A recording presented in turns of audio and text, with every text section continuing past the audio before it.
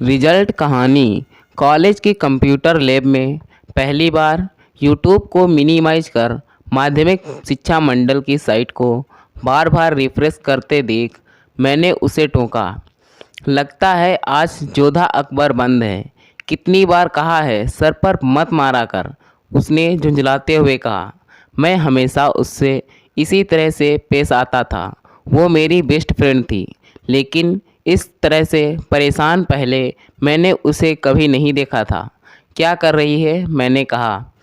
Result देख रही हूँ यार, 4 बजे मेरी बहन का 10th का रिजल्ट आने वाला है, उसने कंप्यूटर की तरफ देखते हुए कहा।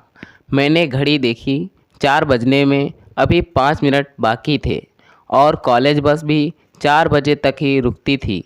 मैं बस रुकवा रहा हूँ, जल्दी आ जाना, मैंने कहा। कॉलेज बस 4 बजे ही आती थी, लेकिन इन 4 सालों में इतनी पहचान तो हो ही गई थी कि थोड़ी देर बस रुकवा सकूं। ठीक 4:10 पर वो बाहर आई। मैंने काका से बस चलाने को कहा। लगभग 15 मिनट के बाद मैं अपने रूम पर पहुंच गया और हमेशा की तरह ही रूम पर पहुंचकर सो गया। लगभग 2 घंटे बाद मेरी मोबाइल की घंटी बजी। इससे बात कर यार, ये रो रही है, सामने से आवाज़ आई। कौन रो रही है, मैंने कहा। मेरी बहन। और उसने मोबाइल उसकी बहन को दे दिया। मैं पहली बार किसी ऐसी लड़की से बात कर रहा था जो रो रही थी। मैंने उसे समझाया कि सबका रिजल्ट ऐसा ही आया है, बहुत सारे स्टूडेंट फेल हो गए हैं, हम रीचेकिंग करवाएंगे, तू बस रो मत। बस हाँ भैया, उसने रोते हुए कहा। मोबाइल वापस मेरी फ्रेंड ने ले लिया। कितने सब्जेक्ट में फेल हुई है, मैंने पूछा। फेल नहीं हुई है यार, परसेंटेज कम बने हैं, इसलिए रो रही है। उसकी आवाज़ में एक अलग ही गहराई थी। क्या रहा रिजल्ट, मैंने पूछा। 65 फर्स्ट डिवीज़न से पास हो गई है। पर क्या, मैंने पूछा। पापा को बहुत उम्मीद थी यार, छोटी से। वो तो 85% की बोल रहे थे और इसने मेहनत भी की इतनी, पर पता नहीं क्यों रिज़ल्ट ऐसा आया। अब जब शाम को पापा आएंगे तो पता नहीं क्या होगा। उसने एक सांस में ही सब कह डाला। कुछ नहीं होगा, आगे सबको क्या करना है ये सोचो, मैंने कहा। ठीक है, मैं समझाती हूँ इसको, उसने इतना कहा और फ़ोन कट कर दिया। 2 दिन बाद रोज़ की तरह ही सुबह सुबह हाथ में अखबार लिए मैं होटल पर चाय पी रहा था। अनायास ही मेरी नज़र एक फ़ोटो पर पड़ी। लगभग 30 बरस का एक आदमी एक 14 बरस की लड़की को हाथ थाम तालाब में खड़ा हुआ था।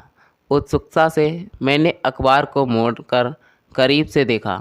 लिखा था, 10वीं की एक छात्रा ने तालाब में कूदकर खुदकुशी की कोशिश, राह चलते आदमी ने बचाया। मैंने पूरी खबर पढ़ी। अचानक मुझे छोटी का ख्याल आया। वो भी तो उस दिन बहुत टेंशन में थी। मैंने फ़ोन लगाया। मेरी सांसें तेज़ थी और हाथ कांप रहे थे। छोटी से बात करवा दो।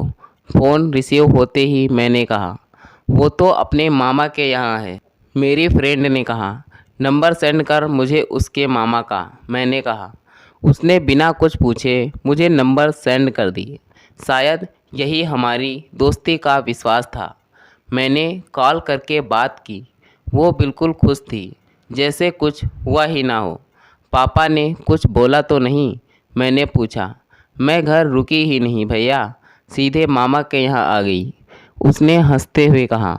उस हंसी में मुझे उसकी समझदारी दिखी और उसके पापा की नादानी। इस बात ने मुझे सोचने पर मजबूर कर दिया कि क्यों माता पिता अपने बच्चों पर एग्ज़ाम का इतना प्रेशर डाल देते हैं कि वो उस परीक्षा को ही अपनी ज़िंदगी समझ बैठते हैं। एक दिन में ही उस लड़की की ज़िंदगी मेरे लिए इतनी अनमोल हो गई कि उसकी ज़िंदगी के बारे में सोचकर मैं कांपने लगा।